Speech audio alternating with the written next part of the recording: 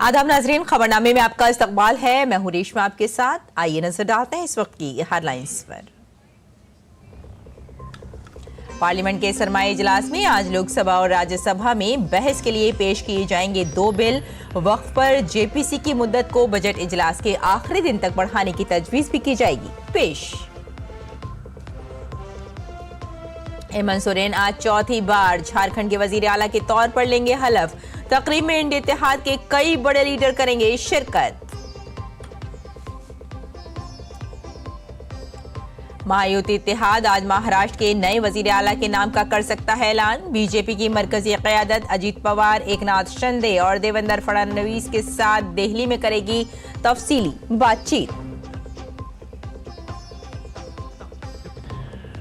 Israel ने Netanyahu के खिलाफ इल्जामात को बताया बेबुनियाद। कहा वो नेतन्याहू के खिलाफ बैनुल-अक़वामी फौजदारी अदालत के गिरफ्तारी वारंट को करेगा चैलेंज। और खेल की खबरों में भारत ने मर्दों के जूनियर एशिया कप हॉकी मुकाबले के पूल ए मैच में थाईलैंड को 11-0 से दी शिकस्त। आज भारत का मुकाबला जापान से।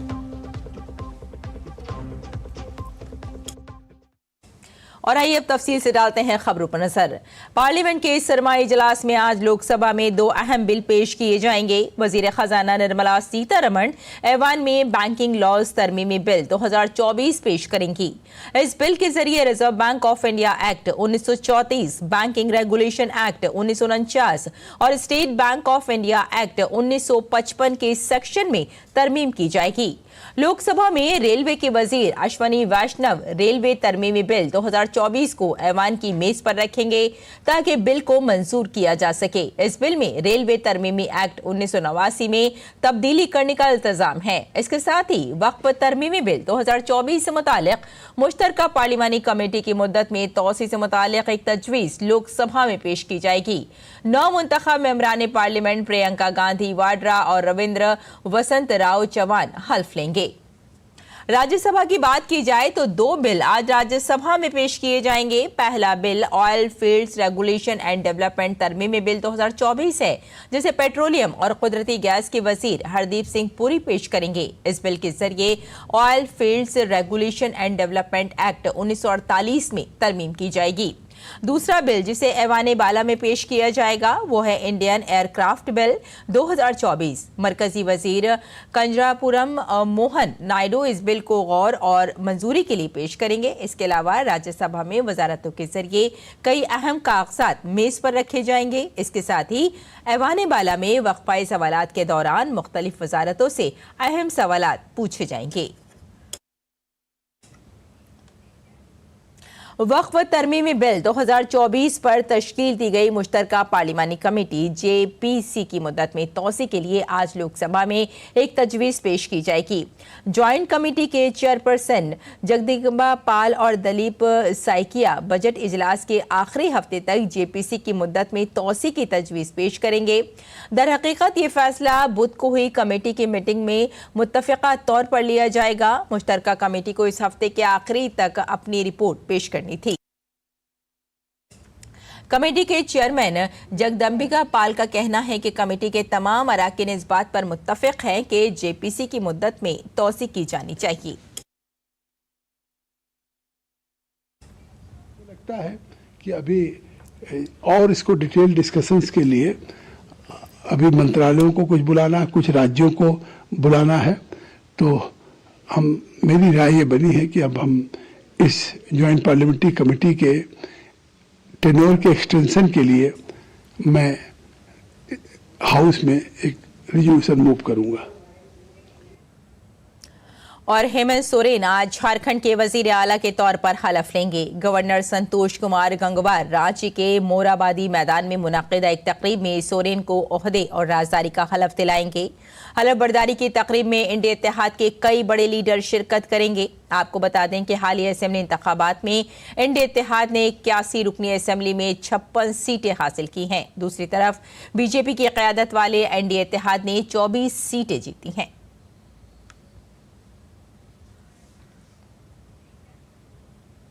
वजीर दाखिला अमित शाह आज उत्तराखंड के एक रोजा दौरे पर रहेंगे। इस दौरान Amit Shah Lal Bahadur Shastri academy of administration Mussoorie के 99वें फाउंडेशन कोर्स की इख्तितामी तकरीब से खिताब करेंगे। अमित शाह के दौरे को लेकर सिक्योरिटी के इंतजामात सख्त कर दिए गए हैं। इसके अलावा अमित शाह के इस दौरे को रियासत में बीजेपी की पोजीशन और आइंदा इंतखाबी हिकमत अमली के तनाजुर में अहम करार दिया जा रहा है।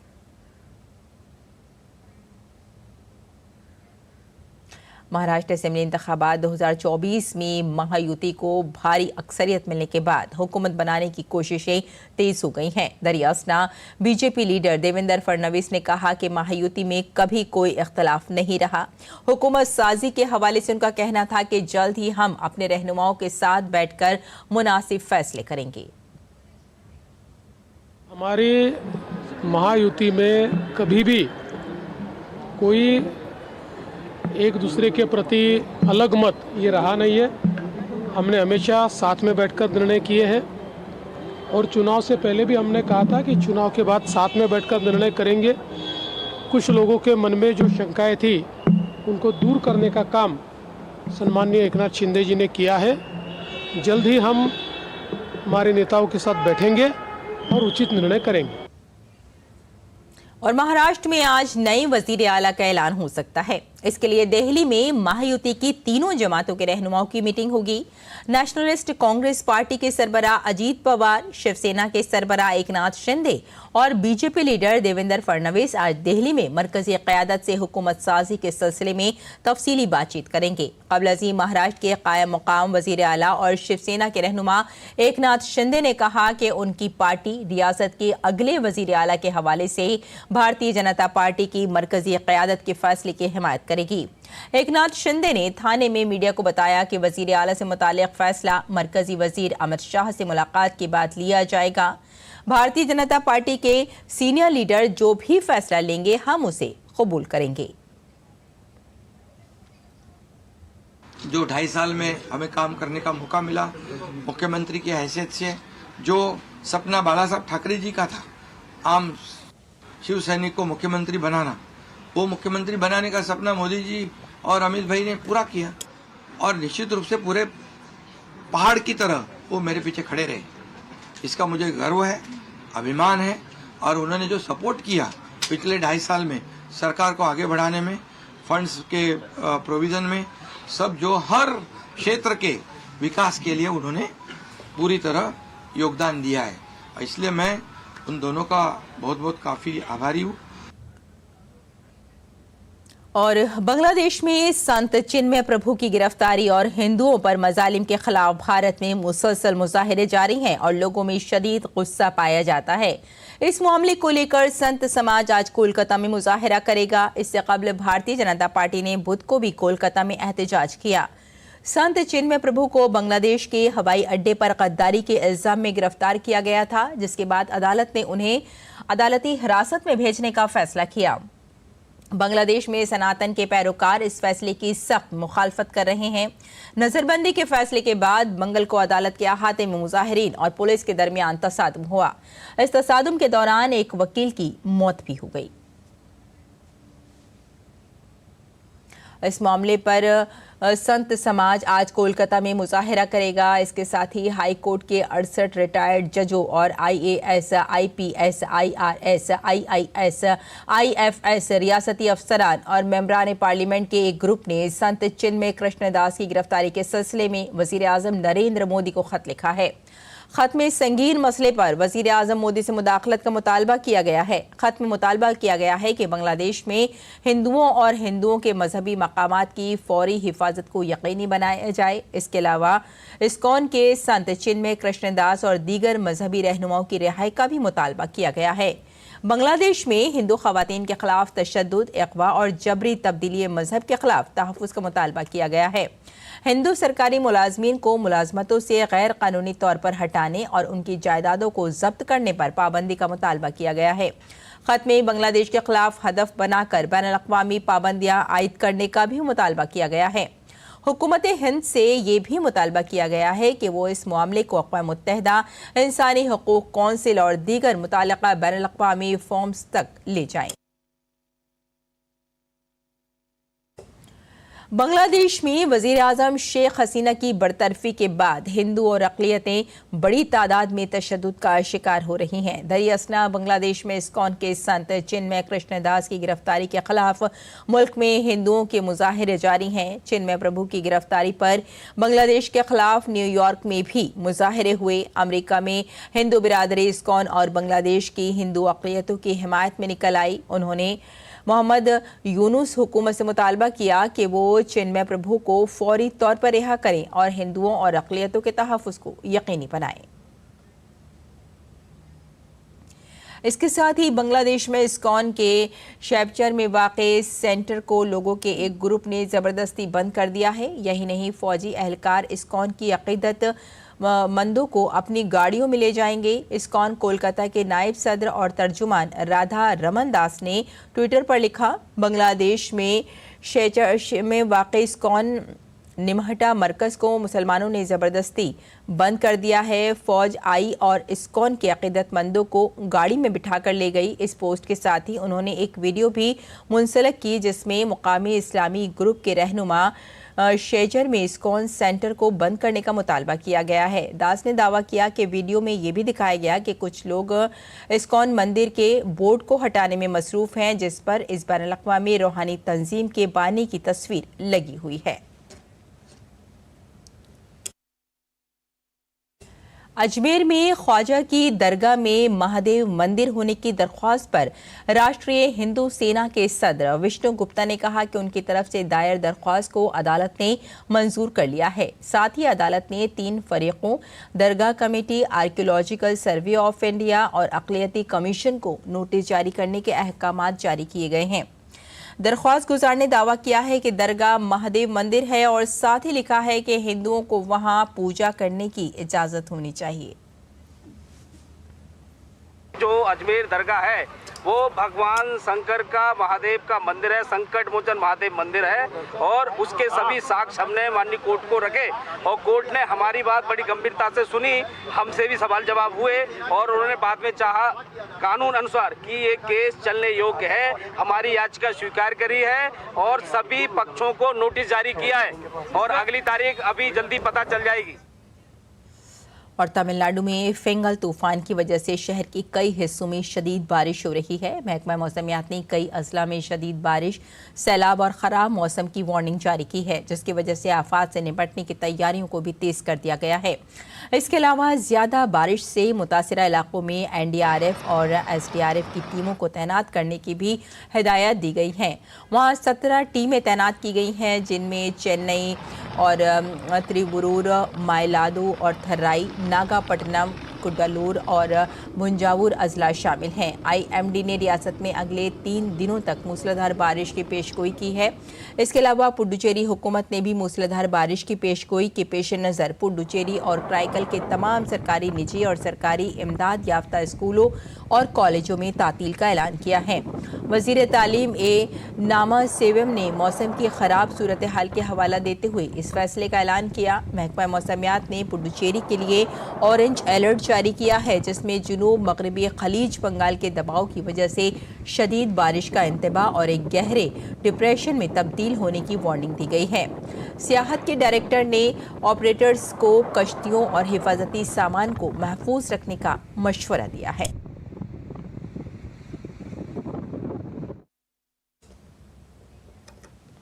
मुल्क के पब्लिक ब्रॉडकास्टर प्रसार भारती ने हाल ही में OTT प्लेटफॉर्म के मैदान में कदम रखते हुए वेव्स का आगाज किया है। ये डिजिटल मीडिया और OTT नाजरीन को एक मुकम्मल इंफोटेनमेंट इकोसिस्टम फराहम करता है। अगर आप भी मुफ्त में ज़बरदस्त कंटेंट चाहते हैं तो आज ही डाउनलोड करें। आप QR कोड के जरिए वेव्स ऐप भी डाउनलोड कर सकते हैं। ये प्रसार भारती का नया OTT प्लेटफॉर्म है।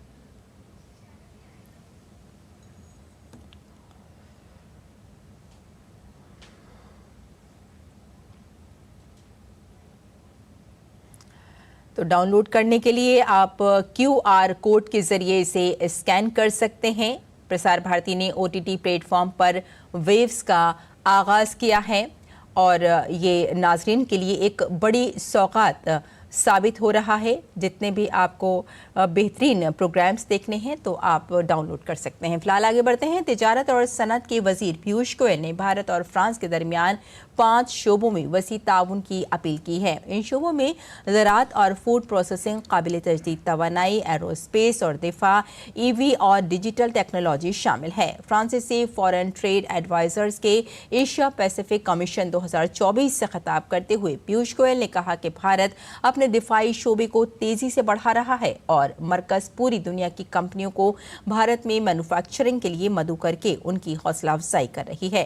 इसके साथ ही वो इन कंपनियों को 100% मालिकाना हुकूक भी दे रहा है।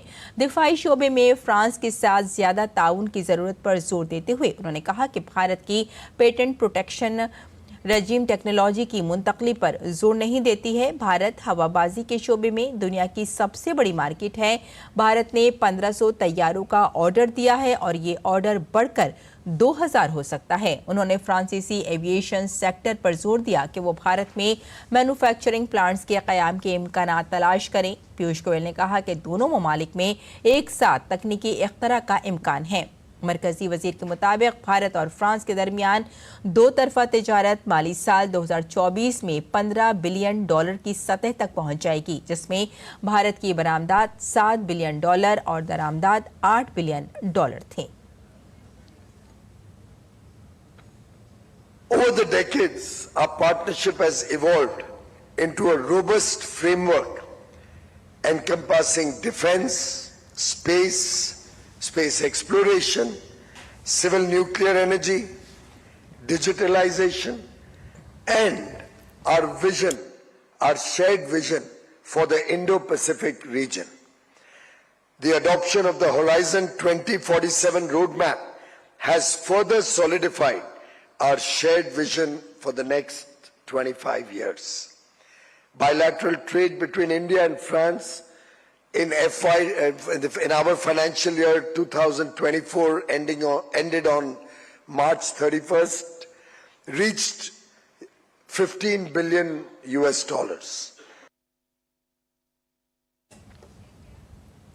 पीयूष गोयल ने अपने फ्रांसीसी हममनसब सोफी परिमास के साथ भी 2 तरफा मीटिंग की। इस दौरान भारत फ्रांस तिजारत और सरमायाकारी की शराकत दारी को मजीद वुसअत देने, मजबूत ताल्लुकात को फरोग देने और कारोबार करने में आसानी को बढ़ाने के लिए बातचीत की गई।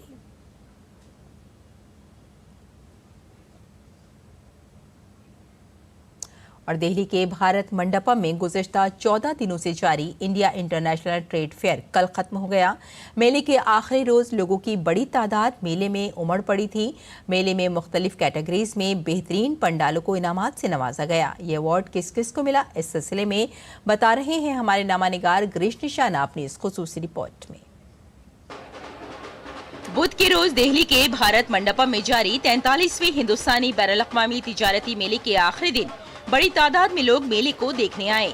मेले में मौजूद नुमाइश कुनंदगान भी हर तरफ खरीदारी की वजह से काफी पुरजोश थे।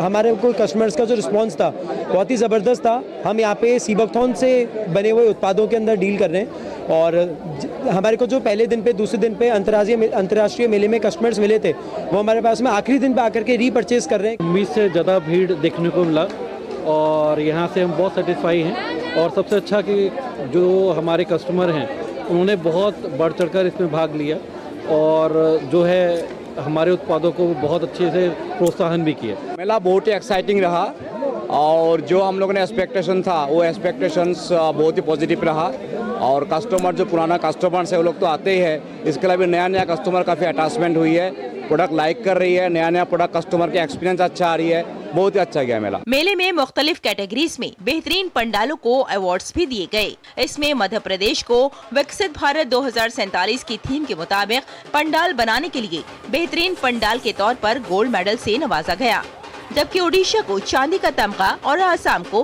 कांसे का तमगा दिया गया। PSU और PSBS के जुमरे में रिजर्व बैंक ऑफ इंडिया को जहां सोना मिला तो वहीं कमोडिटी बोर्ड के लिए कायर बोर्ड को भी सोने से नवाजा गया। गैर मुल्की जुमरे में ट्यूनिस ने तलाई तमगा जीता, जबकि पुडुचेरी ने रियासतों और मरकज के जेर इंतजाम इलाकों के जुमरे में तलाई तमगा जीता और गोवा ने साफ सुथरे रियासती पंडाल के लिए तलाई तमगा जीता। वजारतों और महकमों के जुमरे में कानून की वजारत को गोल्ड मेडल, वजारत आयुष को silver medal, national e governance division DG locker को कांसा, वजारत रेलवे, वजारत सेहत और खानदानी बहबूद और वजारत बिजली को सर्टिफिकेट से नवाजा गया। जबकि देही तरक्की की वजारत के सरस को मजबूत हिंदुस्तान के लिए सोने का तमगा, खादी विलेज इंडस्ट्री कमीशन को चांदी और MSME और पंचायती राज को गोल्ड मेडल मिला। कम्युनिकेशन और आउटरीच के जुमरे में सेबी को जहां गोल्ड मिला, वहीं साइबर क्राइम कोऑर्डिनेशन सेंटर को सिल्वर, CBIC और CBDT को कांसे का तमगा मिला, जबकि NDMA और महकमा डाक को सर्टिफिकेट से नवाजा गया।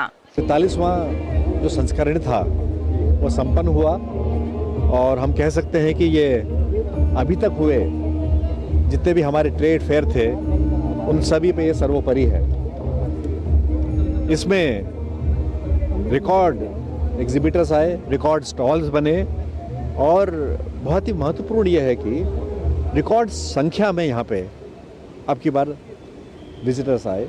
इस बार तिजारती मेले में पार्टनर रियासतों के तौर पर उत्तर प्रदेश और बिहार को गोल्ड मेडल दिया गया, जबकि झारखंड को फोकस स्टेट के तौर पर गोल्ड मेडल मिला।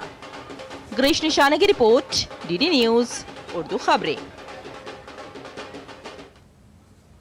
और अब बात गैर मुल्की खबरों की। इजराइल और हिजबुल्लाह के दरमियान तकरीबन 14 माह की लड़ाई के बाद अब जंग बंदी नाफिज हो गई है। इसकी साज़ी अमेरिका और फ्रांस ने की है। मुआहदे के तहत हिजबुल्लाह को 60 दिनों में जुनूबी लेबनान से अपनी अफवाज वापस बुलानी होंगी और इसराइली फौजें सरहदी गुजरगाहों से पीछे हटेंगी। अक़वाम मुत्तहिदा ने भी जंग बंदी को तारीकी में उम्मीद की पहली किरण करार दिया है। इसराइली बैनुल-अक़वामी फौजदारी अदालत ICC को मुत्तला किया है कि वो गजा जंग केस में वज़ीर आज़म बेंजामिन नेतन्याहू और उनके साबिक़ वज़ीर दिफा योव गलांट के वारंट गिरफ्तारी के खिलाफ अपील करेगा। वज़ीर आज़म बेंजामिन नेतन्याहू ने यह भी कहा कि अमरीकी रिपब्लिकन सेंटर लिंडसे ग्राहम ने उन्हें बैनुल-अक़वामी फौजदारी अदालत और इसके साथ ताउन करने वाले ममालिक के खिलाफ अमरीकी कांग्रेस में पेश किए जाने वाले इक़दाम के बारे में आगाह किया है। इनके लिए गुज़िश्ता जुमेरात को गिरफ्तारी के वारंट जारी किए गए थे। और आइए नाज़रीन, अब नजर डाल लेते हैं दिल्ली से शाये कुछ उर्दू अखबारात पर।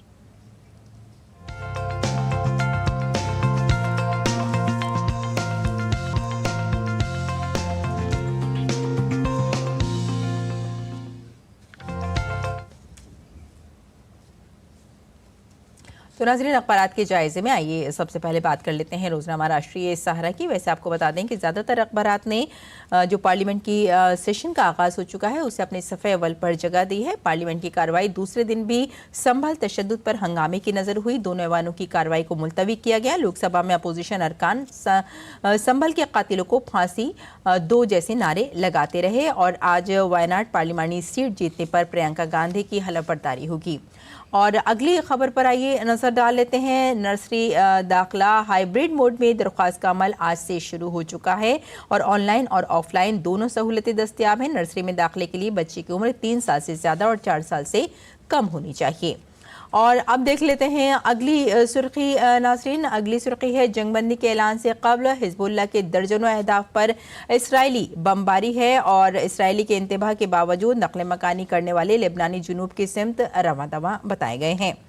और अब देख लेते हैं एक और सुर्खी। SJ शंकर की इटली में G7 वज़राए ख़ारजा की आउटरीच सेशन में शिरकत और हिंदुस्तानी वज़ीर ख़ारजा की इटली, जापान और जनूबी कोरिया के अपने हम मनसबों के साथ 2 तरफ़ा मीटिंग हुई जिसमें अहम उमूर पर बातचीत की गई। और अब चलते चलते एक और ख़ास सुर्खी देख लेते हैं। जागरण फिल्म फेस्टिवल 5 से 8 दिसंबर तक दिल्ली में मुनक़िद होगा और ये फेस्टिवल दिल्ली के श्री फोर्ड ऑडिटोरियम में होगा। जागरण फिल्म फेस्टिवल के असरदार पूल से 292 शानदार फिल्में, फीचर्स, मुख्तलिफ फिल्में और दस्तावेजी फिल्में मुंतखब की गई हैं। तो नाज़रीन, ये था मुख्तसर जायज़ा अखबारात का। और आइए अब लौटते हैं बुलेटिन की जानिब। कुछ और खबरें देख लेते हैं। खेल की खबरों की बात करें तो भारत ने junior Asia cup hockey tournament में थाईलैंड के खिलाफ 11-0 से जीत के साथ शानदार आगाज़ किया। भारतीय टीम ने ओमान में खेले जा रहे मुकाबले के पूल ए मैच में आमिर अली की क़यादत और साबिक़ भारतीय गोलकीपर PR श्रीजेश की तरबियत में हिस्सा लिया। भारत आज अपने अगले ग्रुप मैच में जापान से मुकाबला करेगा। और अब मौसम का मिजाज।